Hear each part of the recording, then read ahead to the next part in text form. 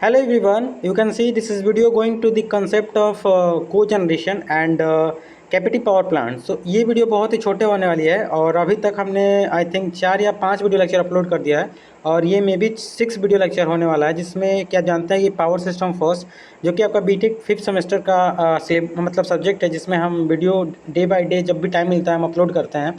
तो और I think 2 video lecture बचा है और अपना फर्स्ट चैप्टर जो है कंप्लीट हो जाएगा। लेकिन I am trying my best कि कंप्लीट कर दूं सिलेबस। पहले मैंने कहा था, लेकिन अब लगता है मुझे कि कंप्लीट तो नहीं हो पाएगा क्योंकि मेरे को भी टाइम नहीं मिल पा रहा है। आप देख सकते हैं कि ये जो मैं पीपीटी से बना के जो भी वीडियो समझाने की कोशिश करता हूँ, इस पीपीटी को बनाने में बहुत टाइम लग जाता है और उसके बाद बहुत जगह से इसको सर्च करने के बाद पीपीटी को एकदम मतलब जितना मैं कोशिश करता हूँ अच्छा से अच्छा बनाऊँ, और इसके लिए मुझे बहुत टाइम देना पड़ रहा है। तो थोड़ा बहुत दिक्कत हो रहा है, लेकिन तब भी मैं कोशिश करूँगा कि मैक्सिमम चीज़ें जो भी हैं, maximum important at least important topic तो मैं कवर करूँगा 5th सेमेस्टर जो भी पावर सिस्टम का है। जैसा कि फर्स्ट चैप्टर का मैंने ईच एंड एवरी मतलब सभी चीज़ को मैंने सभी जो आपके सिलेबस में लाइन बाय लाइन टॉपिक थे उसको कवर किया, लेकिन सेकंड चैप्टर से मैं केवल टॉपिक जो इंपॉर्टेंट है आपके एग्जाम के पॉइंट ऑफ व्यू से उसको अपलोड करूँगा। चलिए, विदाउट वेस्टिंग टाइम, कि अभी तक 4th वीडियो अपलोड हो चुके हैं, मे बी ये 5th या 6th होने वाला है। तो पढ़ते हैं कंसेप्ट ऑफ को जनरेशन। देखिए, कंसेप्ट ऑफ को जनरेशन, को मतलब आप देख सकते हैं, को मतलब सहयोग होता है, जनरेशन मतलब जनरेशन के सहयोग से जनरेशन करना, हिंदी मीनिंग। तो यहाँ समझते हैं को जनरेशन क्या होता है। देखिए, सबसे पहला लाइन में लिखा है, cogeneration mean sequential generation of energy content fuel in two form of energy. मतलब देखिए, सबसे पहले क्या होता है, थर्मल पावर प्लांट में कोई भी देखिए, थर्मल पावर प्लांट हो, न्यूक्लियर पावर प्लांट हो, कोई पावर प्लांट हो, तो जैसे हम पानी आ रहा है, पानी से हम केवल इलेक्ट्रिसिटी बना रहे हैं, राइट। जैसे थर्मल एनर्जी है, थर्मल एनर्जी में क्या होता है, यहाँ पे कोल जल रहा है, टरबाइन रोटेट हो रहा है, उससे हम मतलब केवल इलेक्ट्रिसिटी जनरेट कर रहे हैं। लेकिन जो ये हीट मतलब जब हीट आप जानते होंगे, जब कोयला जलाते हैं, यहाँ कोल जला रहे हैं, तो कोल जलाने से बहुत ज़्यादा हीट निकलता है और ये हीट वेस्ट हो रहा है। तो इसी हीट वेस्ट जो हो रहा है उसका मतलब फिर से यूटिलाइज़ करना, वो हीट मतलब वेस्ट ना हो, उसको दूसरे फॉर्म मतलब में हम कन्वर्ट कर दें। जैसे हीट से कुछ पानी गर्म कर लें, या हीट से खाना बना लें, या हीट से कोई कंपनी चला दें, जिसमें थोड़ा हीट की ज़रूरत हो, तो वो को जनरेशन होता है। मतलब जो हमारा थर्मल पावर प्लांट की एफिशिएंसी 46% आती है, उसको बढ़ा दें, मतलब जो उसमें हीट है, उस हीट की यूज करके हम उसके जो मतलब एफिशिएंसी है उसको बढ़ा दें, तो वही को जनरेशन होता है, राइट।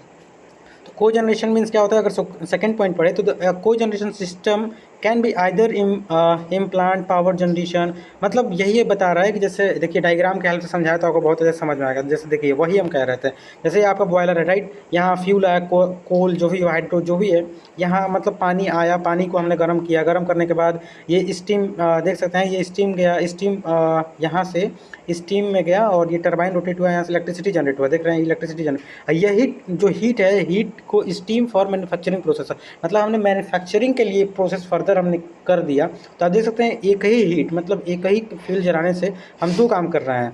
तो यहाँ हमारा को जनरेशन, इफिशियंसी ऑफ जो भी पावर प्लांट है उसको हम बढ़ा रहे हैं, तो ये हमारा को जनरेशन होता है। यहाँ पे लिखा है कि cogeneration is use boiler made process steam at higher temperature, जो कि इलेक्ट्रिसिटी के लिए, और जो मतलब हमारा स्टीम है उसे हम कोई अदर फॉर्म ऑफ मतलब जो भी हमें काम करना हो इंडस्ट्री में उसे कर सकते हैं।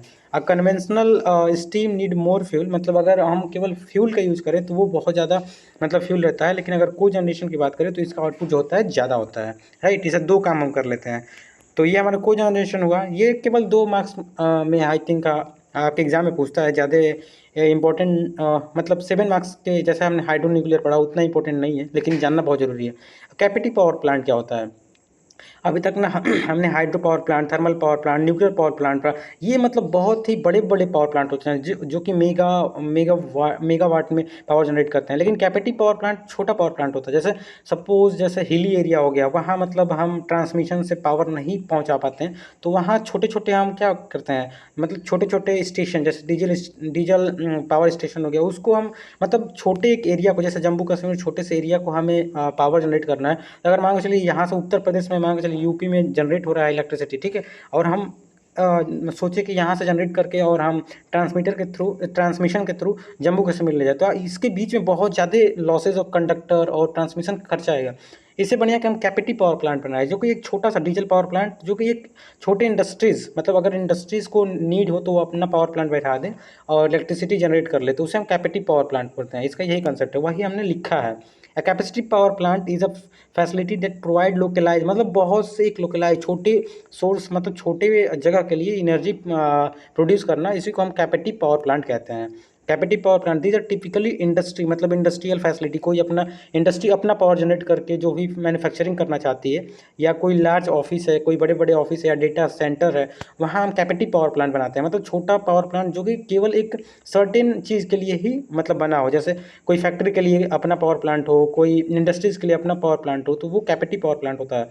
वही हमने बोला, यहाँ पे लिखा है द प्लांट में operate in grid parallel mode ability export, मतलब अगर हम कैपेसिटी पावर प्लांट बनाएं और उसे हम ग्रिड से भी भेज सकते हैं अगर ज़्यादा हम जनरेशन कर रहे हैं। और अल्टीमेटली यहाँ पे लिखा है अल्टरनेटली, मतलब ये जो होता है इंडिपेंडेंटली होता है डिस्ट्रीब्यूशन सिस्टम, जो मतलब ये ग्रिड सिस्टम होता है जैसे हम इंटरकनेक्ट होता है, ये इंटरकनेक्ट नहीं होता, ये इंडिपेंडेंट मतलब स्वतंत्र होता है। ये छोटे से पावर प्लांट होता है, अपना पावर जनरेट करता है और जो भी नीड होता है हम यूज़ करते हैं। तो ये छोटे से वीडियो में हमने आपके जो भी पार्ट 1 पार्ट 2 था मतलब सिलेबस का, वो कंप्लीट कर दिया, केवल पार्ट 3 बचा है और आई थिंक वो भी 2 वीडियो लेक्चर में खत्म हो जाएंगे। तो फर्स्ट चैप्टर के ईच एंड एवरी थिंग को हमने बहुत अच्छे से एक्सप्लेन किया है, और सेकेंड यूनिट से भी हम कोशिश करेंगे कि इंपॉर्टेंट जो भी टॉपिक्स हैं उनको कवर करें।